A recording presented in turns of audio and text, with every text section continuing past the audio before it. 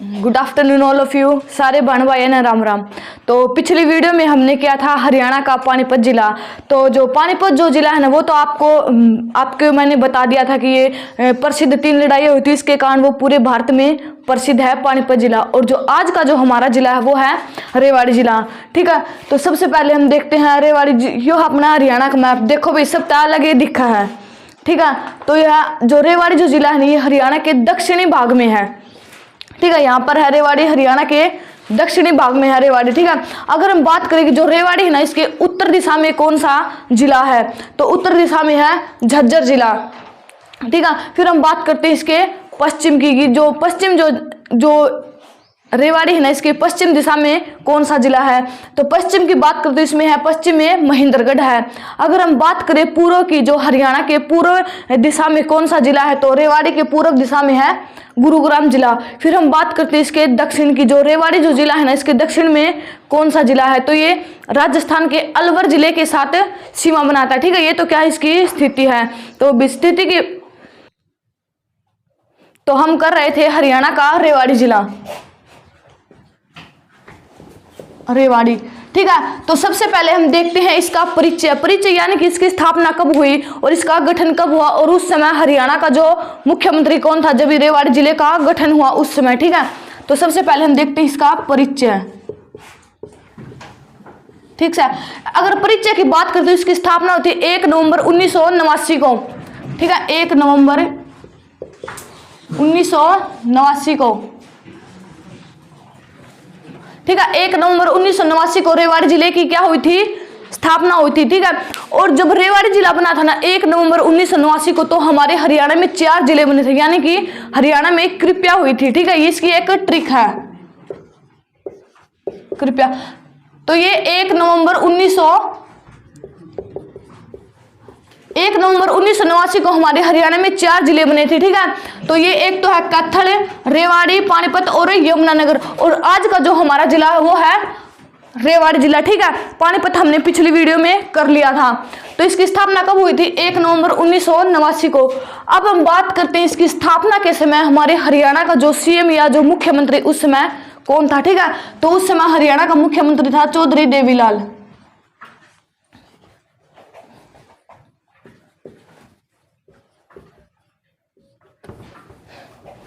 ठीक है, जब रेवाड़ी जिले का गठन हुआ तो उस समय हमारे हरियाणा का जो मुख्यमंत्री था वो था चौधरी देवीलाल।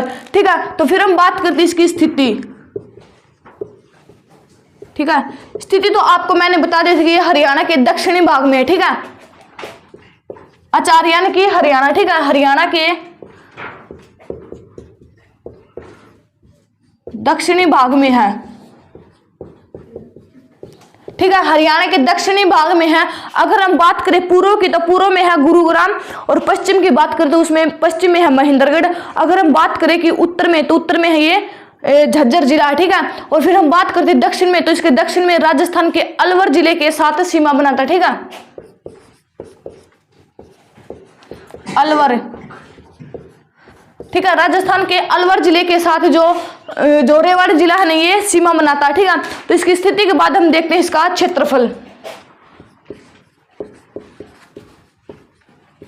अगर हम क्षेत्रफल की बात करें तो 1 नवंबर 1966 को हमारे हरियाणा में 7 जिले बने थे। तो उस समय जो महेंद्रगढ़ जिला है ना वो भी हरियाणा के समय गठन हुआ उस समय जिला था। तो महेंद्रगढ़ जिले से ही रेवाड़ी जिले का विभाजन हुआ, यानी कि महेंद्रगढ़ से ये जो रेवाड़ी जिला है ना ये निकाला गया है। ठीक है, तो इसका क्षेत्रफल है 1594 वर्ग किलोमीटर। ठीक है, महेंद्रगढ़ से इस जिले का क्या हुआ है, विभाजन हुआ है। तो क्षेत्रफल के हम बात करते हैं तहसील की जो रेवाड़ी जिला है ना इसमें कौन कौन सी तहसील हैं, तो इसमें 3 तहसील हैं। ठीक है, एक तो है रेवाड़ी, बावल और कोसली। ठीक है, तो रेवाड़ी जिले में 3 तहसील है, रेवाड़ी, बावल और कोसली। तो तहसील के बाद हम बात करते हैं विधानसभा सीट की।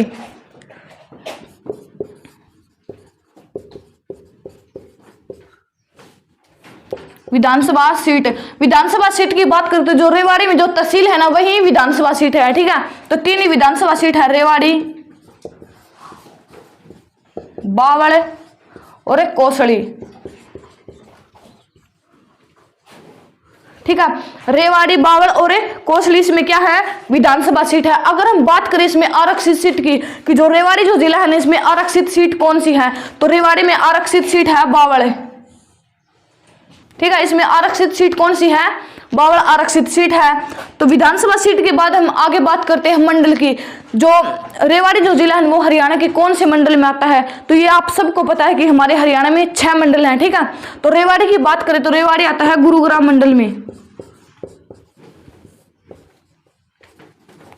गुरुग्राम मंडल में आता है। गुरुग्राम मंडल में 3 जिले आते हैं, गुरुग्राम, रेवाड़ी और महेंद्रगढ़। ठीक है, और जो गुरुग्राम मंडल है ना, ये हमारे हरियाणा में जनसंख्या की दृष्टि यानी कि सबसे कम जनसंख्या वाला जिला गुरुग्राम है। ठीक है, सबसे न्यूनतम जनसंख्या गुरुग्राम मंडल में है। अगर हम बात करें सर्वाधिक जनसंख्या की, तो वो है फरीदाबाद मंडल में।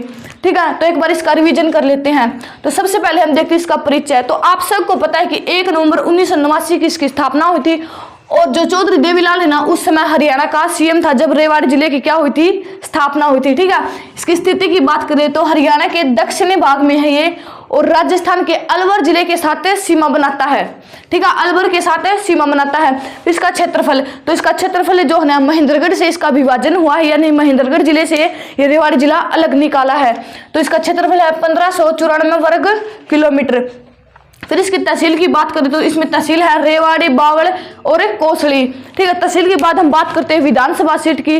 तो जो रेवाड़ी में जो तहसील है ना, वही विधानसभा सीट है। ठीक है, तो विधानसभा सीट में हम बात करते हैं आरक्षित सीट की, तो इसमें आरक्षित सीट है बावल। फिर हम मंडल की बात करते हैं, जो रेवाड़ी है ना, वो हरियाणा के कौन से मंडल में आता है, तो रेवाड़ी आता है हरियाणा के गुरुग्राम मंडल में। ठीक है, तो फिर इनके बाद हम देखते हैं इसके इतिहास।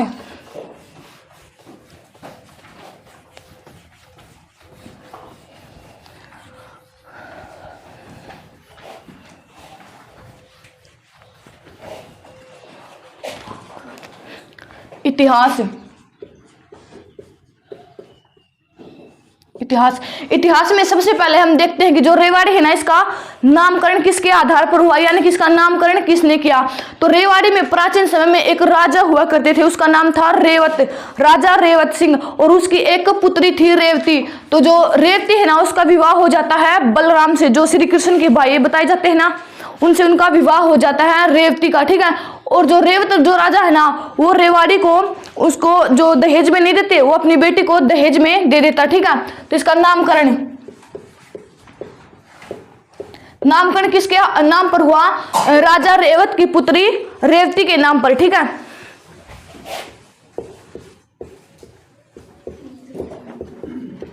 रेवती के नाम पर जो रेवाड़ी जो जिला है ना, इसका नामकरण हुआ। अगर हम बात करें कि इसकी शादी किससे हुई, जो रेवती है ना, इसकी शादी हुई थी बलराम से। बलराम से इसकी शादी हुई थी। अगर हम बलराम के बारे में जिक्र करें कि हमारे हरियाणा में जो बलराम है ना, इसका मंदिर कहां पर है, तो बलराम का मंदिर है वनचारी में। ठीक है, वनचारी में इसका मंदिर है, और वनचारी है पलवल डिस्ट्रिक्ट में पड़ता है वनचारी। ठीक है, और इससे एक क्वेश्चन और बनता है कि जो बलराम का हल कहां से मिला है, तो बलराम का हल हमारे हरियाणा में मिला है बनावली से। ठीक है, हल की बात करें तो बनावली से मिला है। ठीक है, तो इतिहास में हम आगे बात करते हैं मुगल काल की, यानी कि जब हमारे हरियाणा में जब मुगल वंश का जो शासन चल रहा था ना, उसके बारे में हम बात करते हैं कि रेवाड़ी में क्या कुछ हुआ था मुगल काल में। ठीक है, तो मुगल काल की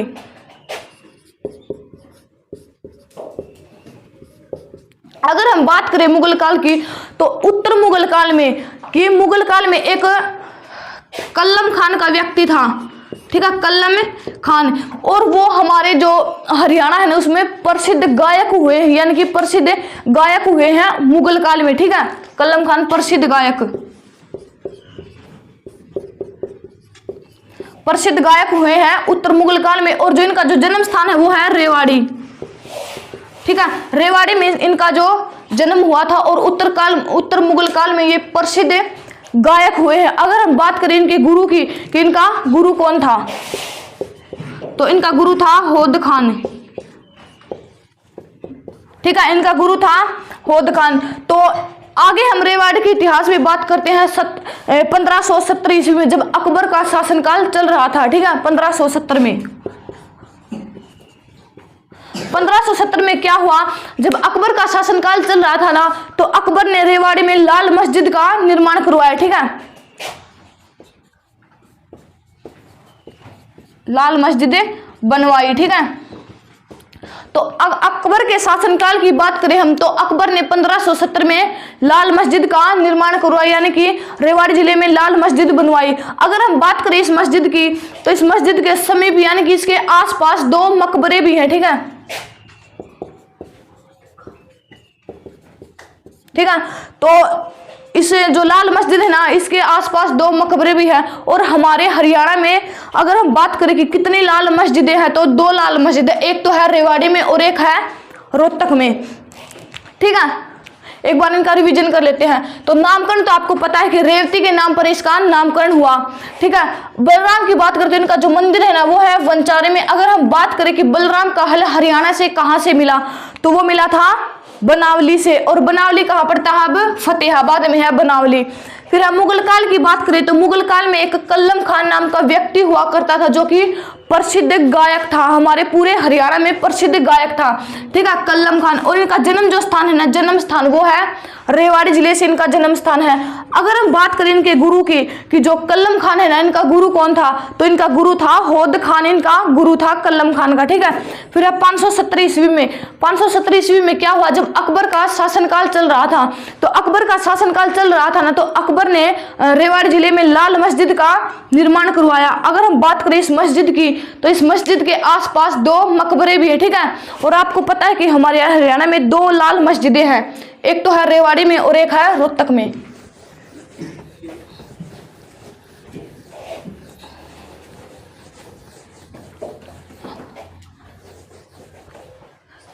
तो इतिहास में हम फिर बात करते हैं इसमें 1556 की। तो 1556 में आप सबको पता होगा कि पानीपत का जो दूसरा युद्ध है ना, वो 1556 में हुआ था अकबर और हेमू के बीच में। ठीक है, तो इसमें हेमू है ना वो प्रसिद्ध है। ठीक है, अकबर और हेमू के बीच में पानीपत का दूसरा युद्ध हुआ था, जिसमें अकबर की जीत हो गई थी और जो हेमू है ना उसकी हार हो गई थी। तो हम बात करते हैं हेमू। अगर हम बात करें हेमू की, तो जो इसका जो जन्म स्थान है ना, इसकी जन्म स्थली हेमू की, तो वो है रेवाड़ी जिला। ठीक है, रेवाड़ी में हेमू का जन्म हुआ था। इसको अगर हम इसके पूरे नाम की बात करें, इसका नाम है हेमचंद्र। ठीक है, हेमचंद्र। हेमचंद्र इसका जो हेमू है ना, इसका पूरा नाम है। इसका जो जन्म स्थान है वो कहाँ हुआ था, रेवाड़ी में। और इनके पिता की बात करें, तो इनका पिता है वो एक व्यापारी था, यानी कि वे व्यापारी के परिवार से संबंध रखते थे। तो जब ये था ना, इनका पिता, जब ये एक जो सूर शासक था, यानी कि सूर वंश का शासनकाल चल रहा था हमारे हरियाणा में, तो तब उसके शासनकाल में इनके पिता एक व्यापार यानी कि नौकरी करते थे, व्यापार की। ठीक है, व्यापार करते थे, जो सूर वंश का शासनकाल चल रहा था उस समय।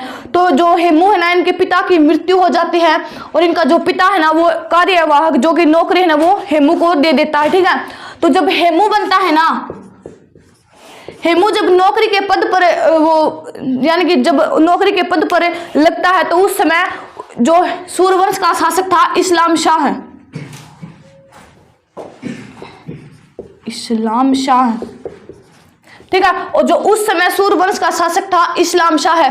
अगर हम बात करें इस्लाम शाह है, तो इस्लाम शाह के शासनकाल में जो हेमू है ना, इनको शाहीना ए बाजार की उपाधि मिली हुई थी, यानी कि बाजार की देख रेख का कार्य जो हेमू है ना ये कर रहा था। ठीक है,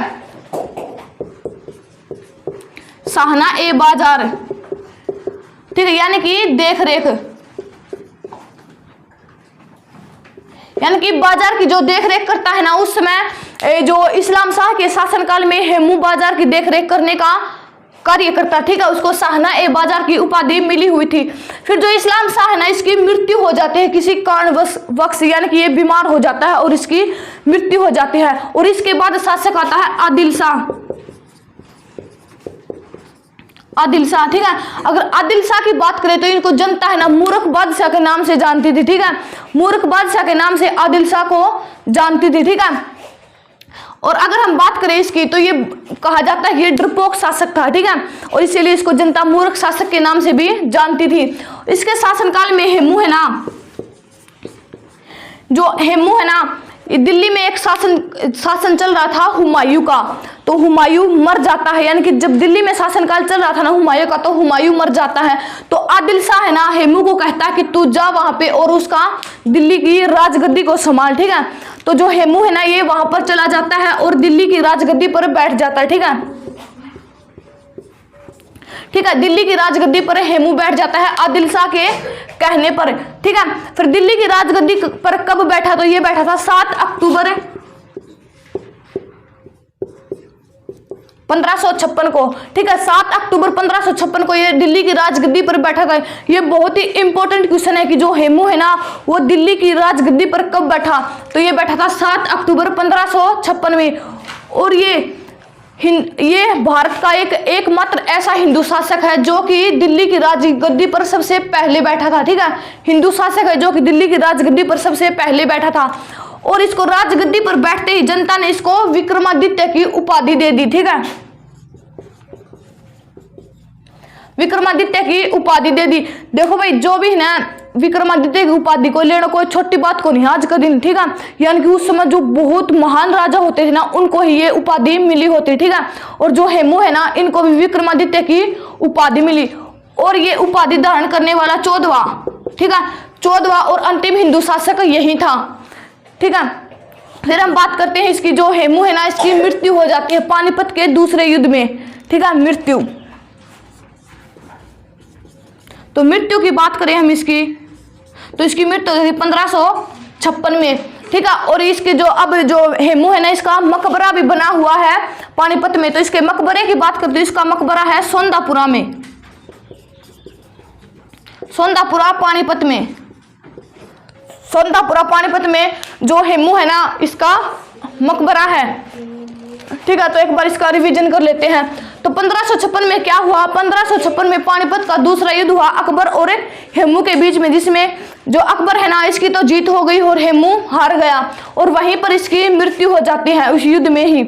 जो हेमू है ना इसका अगर पूरे नाम की बात करते तो इसका नाम है हेमचंद्र विक्रमादित्य है, ठीक है। फिर इसका जो जन्म स्थान है ना हेमचंद्र का वो है रेवाड़ी जिले में इसका जन्म स्थान माना जाता है। फिर जब हेमू है ना इस्लाम शाह के शासनकाल में, जब सूर वंश का जो शासनकाल चल रहा था ना तो उसमें एक शासक था इस्लाम शाह, और इस्लाम शाह के शासनकाल में जो हेमू है ना इसको शाहना-ए-बाजार की उपाधि मिली हुई थी, यानी कि बाजार की देख रेख करने का जो कार्य है ना वो इसको मिला हुआ था, ठीक है। फिर है जो इस्लाम शाह है ना इसकी मृत्यु हो जाती है। तो इसकी मृत्यु के बाद जो अगला जो शासक आता है ना सूरवंश का वो है आदिल शाह है। जो आदिल शाह है ना इसको जनता मूर्ख बादशाह के नाम से भी जानती थी, ठीक है। फिर है इसके जो आदिल शाह के शासनकाल में ही हुमायूं जो कि दिल्ली का राजा था उसकी मृत्यु हो जाती है। तो आदिल शाह हेमू को कहता है कि तू जा और दिल्ली पर कब्जा कर ले, ठीक है। तो दिल्ली पर हेमू ने कब्जा किया था 7 अक्टूबर 1556 में, ठीक है। फिर जो दिल्ली पर कब्जा करते ही इसको जनता ने विक्रमादित्य की उपाधि दे दी, ठीक है। और ये 14वां और अंतिम हिंदू शासक था जिसने विक्रमादित्य की उपाधि धारण की थी। फिर हम बात करते हैं इसकी मृत्यु की, तो इसकी मृत्यु हो जाती है पानीपत के दूसरे युद्ध में 1556 में इसकी मृत्यु हो जाती है। और इसकी मृत्यु कहाँ होती है, सोंदापुरा में इसका जो मकबरा भी बनाया हुआ है। और जो सोंदापुरा है ना ये है पानीपत में। आदिल शाह है वो तो अफगान को दो।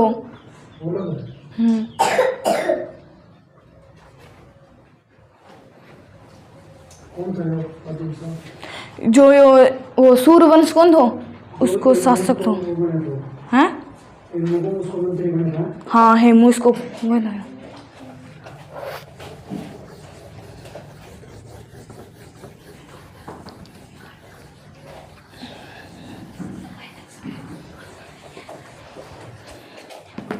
फिर आगे हम इतिहास में बात करते हैं 1857 की क्रांति की, ठीक है।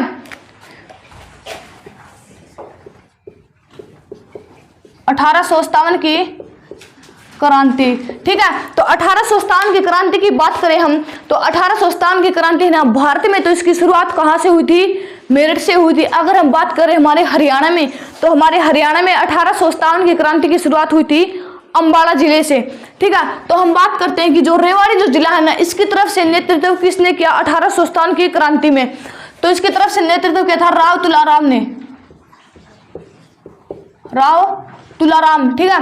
राव तुलाराम और इसका एक चचेरा भाई था गोपाल सिंह ने 1857 की क्रांति का रेवाड़ी से नेतृत्व किया था।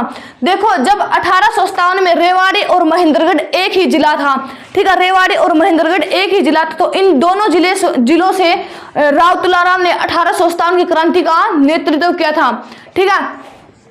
फिर राव तुलाराम और अंग्रेजों के बीच युद्ध होता है, ठीक है, 1857 की क्रांति को लेकर। इसके राव तुलाराम और अंग्रेज, ठीक है, राव तुलाराम और अंग्रेजों के बीच एक युद्ध होता है नसीबपुर, ठीक है। नसीबपुर ये कहाँ है? नारनौल में, जो कि वर्तमान में महेंद्रगढ़ जिले की तहसील है नारनौल, ठीक है। उस गांव, ये नसीबपुर नारनौल में पड़ता है, एक गांव है ये नसीबपुर नारनौल में, ठीक है। तो राव तुलाराम और अंग्रेजों के बीच एक युद्ध होता है 1857 में, ठीक है, अंग्रेजों के बीच। ये कहाँ होता है? नसीबपुर में। फिर अंग्रेज क्या करते हैं? राव तुलाराम को बंदी बनाकर काबुल ले जाते हैं, ठीक है, काबुल ले जाते हैं और कुछ सालों के बाद इनकी मृत्यु हो जाती है, ठीक है।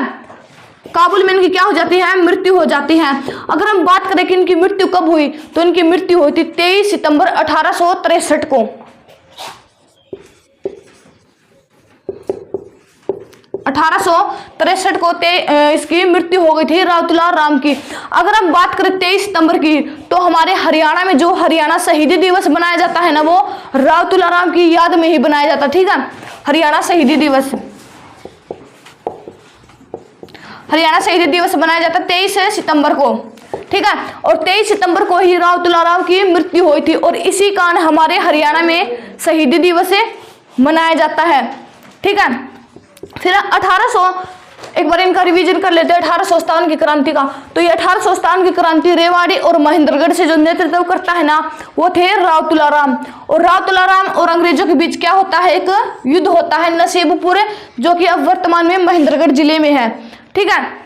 फिर जो राव तुलाराम है ना, इनको जो अंग्रेज है ना, वो काबुल ले जाते हैं, जो काबुल अफगानिस्तान की राजधानी है अब, ठीक है। काबुल ले जाते हैं और वहीं पर इनकी मृत्यु हो जाती है। अगर हम बात करें कि इनकी मृत्यु कब हुई, तो इनकी मृत्यु हो जाती है 23 सितंबर 1863 को। और राव तुलाराम को राव की याद में हमारे हरियाणा में हरियाणा शहीदी दिवस बनाया जाता है। कब? 23 सितंबर को।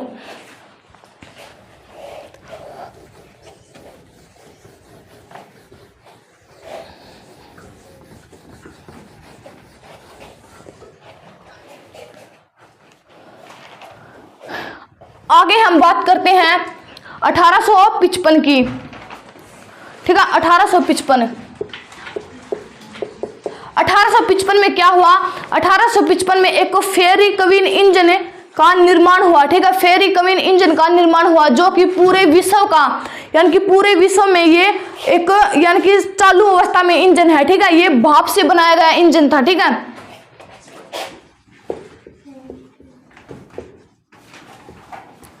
फेरी कवीन इंजन, ठीक है। फेरी कवीन इंजन का जो निर्माण है ना, वो कब हुआ था? 1855 में, और ये भाप से बनाया गया था, ठीक है, भाप से बनाया गया था। और ये पूरे विश्व में एकमात्र ऐसा इंजन है जो कि अभी तक चालू अवस्था में है, ठीक है, यानी कि चालू है अभी तक, ठीक है। और इस इंजन का निर्माण कब हुआ था? 1855 में इस इंजन का निर्माण हुआ था। और अब वर्तमान में कुछ दिनों पहले ही इस इंजन के पीछे 2 गाड़ी लगाई गई है, जिसमें कि 60 यात्रियों के बैठने की सुविधा भी है, ठीक है। और फिर इस जो इंजन है ना, इसको दिल्ली कैंट से रेवाड़ी तक चलाने की भी अनुमति दे दी है, ठीक है। इसको दिल्ली कैंट से रेवाड़ी तक, ठीक है, रेवाड़ी तक चलाने की अनुमति भी दे दी है भारत सरकार ने, ठीक है। फिर आगे जो रेवाड़ी है ना, इसमें है एक रेलवे हेरिटेज म्यूजियम, यानी कि विरासत संग्रहालय, यानी कि रेलवे की जो तरफ से एक विरासत संग्रहालय खोला गया है, ठीक है। तो ये विरासत संग्रहालय खोला गया था 1893 में रेवाड़ी में, हेरिटेज म्यूजियम, ठीक है। और इस म्यूजियम की स्थापना हुई थी 1893 को, ठीक है, रेवाड़ी में हेरिटेज म्यूजियम की स्थापना की गई है और इस म्यूजियम की स्थापना हुई थी 1893 को। ठीक है, तो आगे हम बात करते हैं हमारे हरियाणा में पहली बार ट्रेन कब चलाई गई। तो हमारे हरियाणा में पहली बार रेल चलाई थी, हरियाणा में पहली रेल, ठीक है, हरियाणा में पहली बार रेल चलाई गई थी 1873 को। ठीक है, 1873 को हमारे हरियाणा में पहली बार ट्रेन चलाई गई थी और ये चलाई थी रेवाड़ी से दिल्ली तक।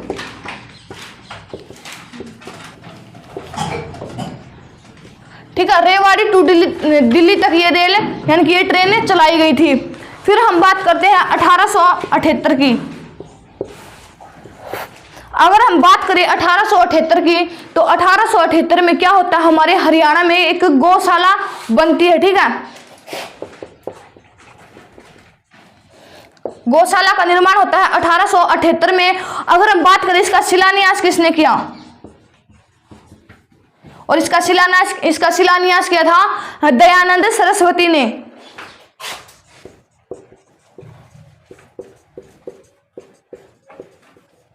ठीक है, दयानंद सरस्वती ने इस जो गौशाला है ना इसका शिलान्यास किया था। और हम जो रेवाड़ी जो जिला है ना, ये हमारे हरियाणा में सबसे कम गायों वाला जिला है। ठीक है, तो एक बार इसका रिवीजन कर लेते हैं। 1855 में क्या होता है, 1855 में फेरी कवीन इंजन का निर्माण किया जाता है, यानी कि फेरी कवीन इंजन बनाया जाता है।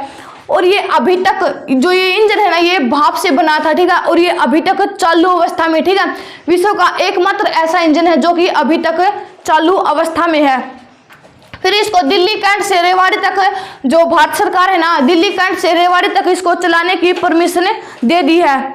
ठीक है, फिर है रेवाड़ी हेरिटेज म्यूजियम। तो रेवाड़ी में हेरिटेज म्यूजियम की स्थापना होती है, यानी कि रेलवे विरासत संग्रहालय खोला जाता है और इसकी स्थापना होती है 1893 को। ठीक है, फिर है हरियाणा में जो पहली ट्रेन चलाई गई थी ना, हरियाणा में पहली रेल, तो वो चली थी 1873 में और ये चली थी रेवाड़ी से दिल्ली तक। ठीक है, रेवाड़ी से दिल्ली तक ये ट्रेन चली थी हमारे हरियाणा में पहली बार।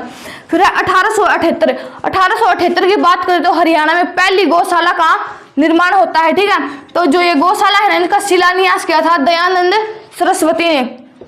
और हमारे हरियाणा में सबसे कम गायों वाला जिला भी रेवाड़ी है।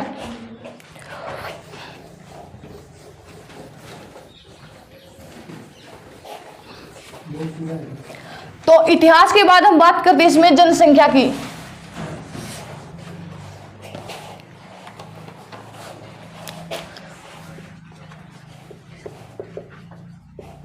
जनसंख्या, तो जनसंख्या की बात करें इसमें रेवाड़ी में है 9,332 व्यक्ति। ठीक है, ये तो क्या है इसकी जनसंख्या। तो जनसंख्या के बाद हम बात करते हैं कृषि की। कृषि की बात करें तो जो रेवाड़ी जो जिला है ना, इसमें प्रमुख रूप से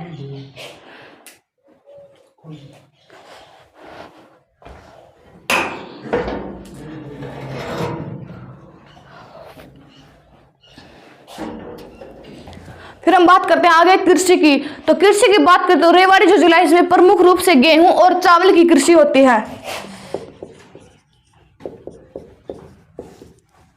गेहूं व चावल प्रमुख रूप से यहाँ पर उगाए जाते हैं। अगर हम अन्य फसलों की बात करें तो यहाँ पर कपास, बाजरा, चना इत्यादि फसलें भी उगाई जाती है। ठीक है, तो कृषि के बाद हम बात करते हैं उद्योग धंधे।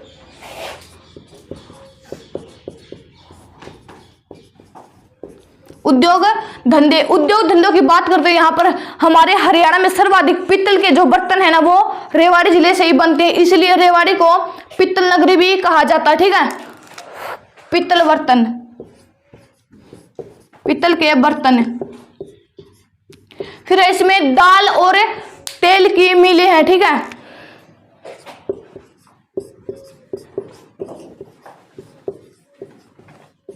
तो ये तो क्या है इसमें उद्योग धंधे, पित्तल के बर्तन और दाल और तेल की क्या है इसमें मिले हैं रेवाड़ी में। ठीक है, तो इसके बाद हम बात करते हैं शिक्षा क्षेत्र की।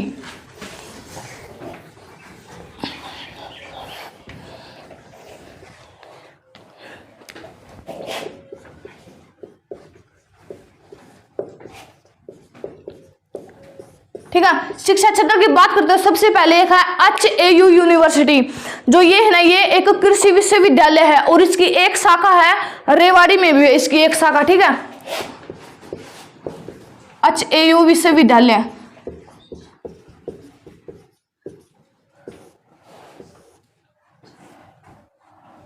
जो ये HAU विश्वविद्यालय है ना, इसकी एक शाखा रेवाड़ी में भी है, ठीक है। ये कृषि विश्वविद्यालय है और इसकी एक शाखा कहाँ है? रेवाड़ी के बावल में, ठीक है। तो अगले हम आगे विश्वविद्यालय की बात करते हैं, इसमें है इंदिरा गांधी विश्वविद्यालय।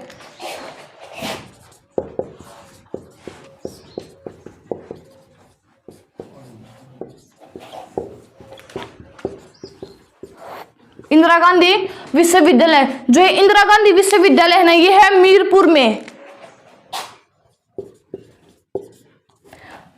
ठीक है। तो एक तो इसमें विश्वविद्यालय है HAU विश्वविद्यालय, ये एक कृषि से संबंधित विश्वविद्यालय है और इसकी एक शाखा कहाँ है? रेवाड़ी के बावल में है। फिर है इंदिरा गांधी विश्वविद्यालय और ये है मीरपुर में, ठीक है। फिर इसमें स्टेडियम की बात कर लेते हैं। स्टेडियम, तो स्टेडियम की बात करते हो, रेवाड़ी में है राजीव गांधी स्टेडियम।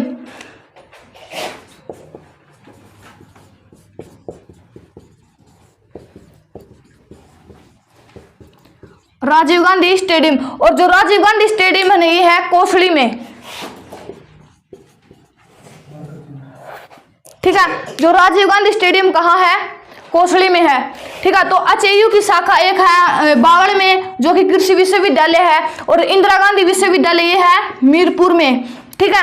फिर है स्टेडियम, स्टेडियम की बात करते हैं, इसमें है राजीव गांधी स्टेडियम और ये है कोसली में।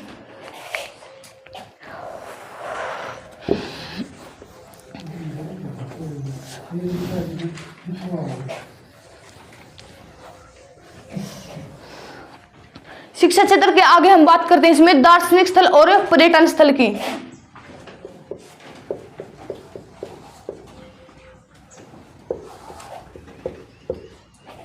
पर्यटन स्थल,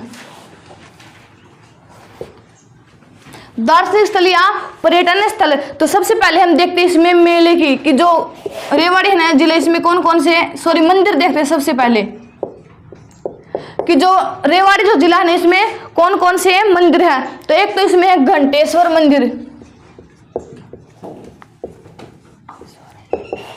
मंदिर और एक इसमें हनुमान मंदिर,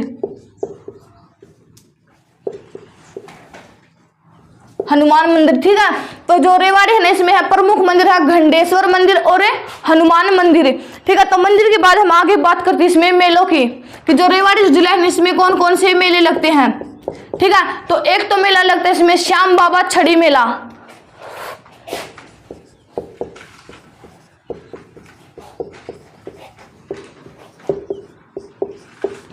श्याम बाबा छड़ी मेला। अगर हम बात करें कि ये मेला कहां पर लगता है, तो ये लगता है बहमगढ़ में, ठीक है। एक तो इसमें श्याम बाबा छड़ी मेला और ये लगता है बहमगढ़ में। और फिर आगे जो मेला है ना, वो है सूरजगिरी मेला, सूरजगिरी का मेला। और जो सूरजगिरी का मेला है ना, ये लगता है खोरी में, ठीक है। खोरी गांव में ये मेला लगता है सूरजगिरी का। फिर हम बात करते हैं इसमें मस्जिद और इसमें कौन कौन सी मस्जिद है। तो इसमें एक मस्जिद है लाल मस्जिद, ठीक है, लाल मस्जिद है। तो इसके बाद हम बात करते हैं इसमें किलों की। तो जो रेवाड़ी जो जिला है, इसमें कोई भी किला नहीं है, इसमें तालाब है, ठीक है, 2 तालाब हैं, तालाब। तो तालाब की बात करते हैं, इसमें एक तो है राव तेज सिंह का तालाब और एक है बागवाल तालाब।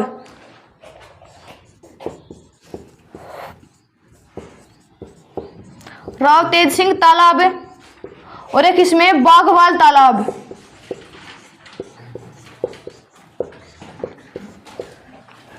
ठीक है।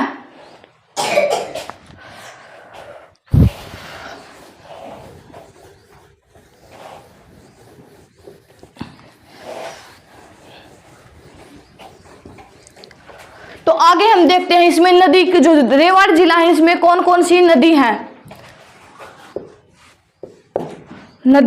नदी की बात करें तो रेवाड़ी में है साहिबी नदी, साहिबी नदी, साहिबी नदी। अगर हम बात करें कि रेवाड़ी में सबसे पहले कहां से प्रवेश करती है, तो एक अलवर का एक गांव है कोट कासिम, वहां से सबसे पहले रेवाड़ी जिले में प्रवेश करती है, ठीक है, कोट कासिम से,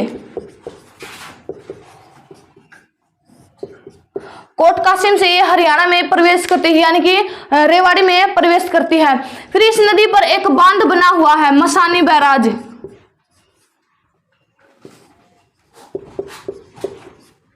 ठीक है। तो इस जो साहिबी नदी है ना, इसके ऊपर एक बांध भी बना हुआ है, वो है मसानी बैराज, ठीक है। और ये नदी कहां से प्रवेश करती है, कोट कासिम से हमारे हरियाणा में प्रवेश करती है, ठीक है। अगर हम झील की बात करते हैं, इसमें कोई भी झील नहीं है, लेकिन हाँ अगर हम बात करें वन्य जीव अभ्यारण्य की, तो जो रेवाड़ी जो जिला है ना, इसमें वन्य जीव अभ्यारण्य है, ठीक है। तो इसमें वन्य जीव अभ्यारण्य है नाहरसिंह,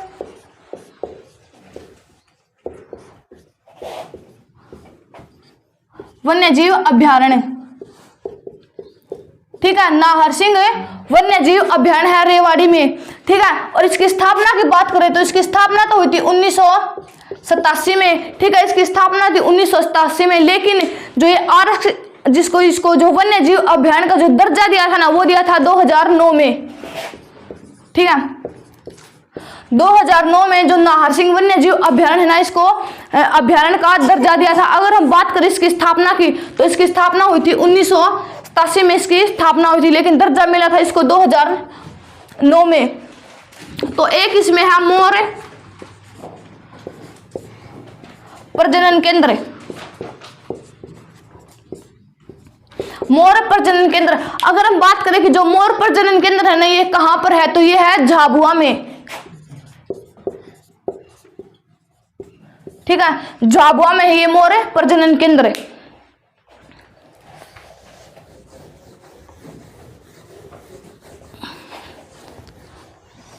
तो देखो भाई, आपने इसको इतिहास भी कर लिया, इसको नामकरण भी कर लिया, और इसका परिचय भी कर लिया, इसकी स्थिति भी, दार्शनिक स्थल पर्यटन स्थल भी कर लिया, शिक्षा क्षेत्र के बारे में भी बता दिया। तो अब हम देखते हैं इसमें विशेष, विशेष, ठीक है। विशेष की बात करते हैं, सबसे पहले हम देखते हैं इसके उपनाम कि जो रेवाड़ी जो जिला है ना, इसको हरियाणा में किस किस और नामों से जाना जाता है, ठीक है। तो एक तो कहते हैं इसको पित्तल की नगरी,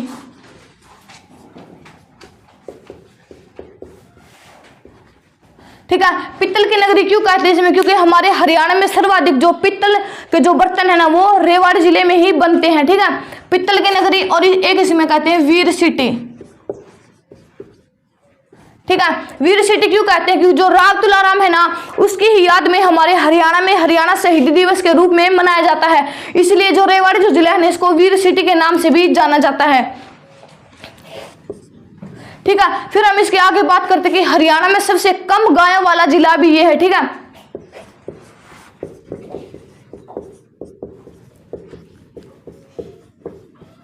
ठीक है, सबसे कम गायों वाला जिला, और हरियाणा में सबसे पहली बार गौशाला रेवाड़ी जिले में ही बनाई गई, ठीक है। हरियाणा में पहली गौशाला,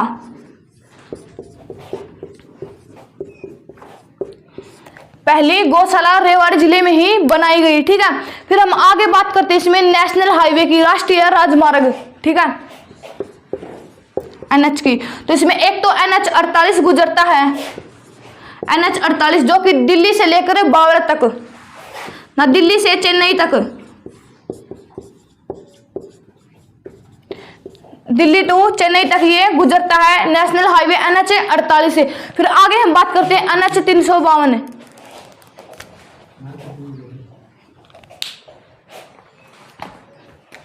फिर इसमें है NH 352, ठीक है। जो NH 352 है ना, ये हरियाणा का सबसे लंबा राष्ट्रीय राजमार्ग है, ठीक है। फिर इसमें एक गुजरता है NH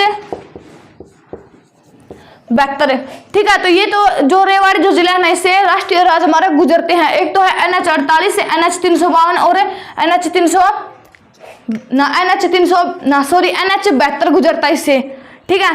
तो आज का जो हमारा जिला था रेवाड़ी, वो कंप्लीट हो गया है। तो वीडियो कैसी लगी, तो वीडियो को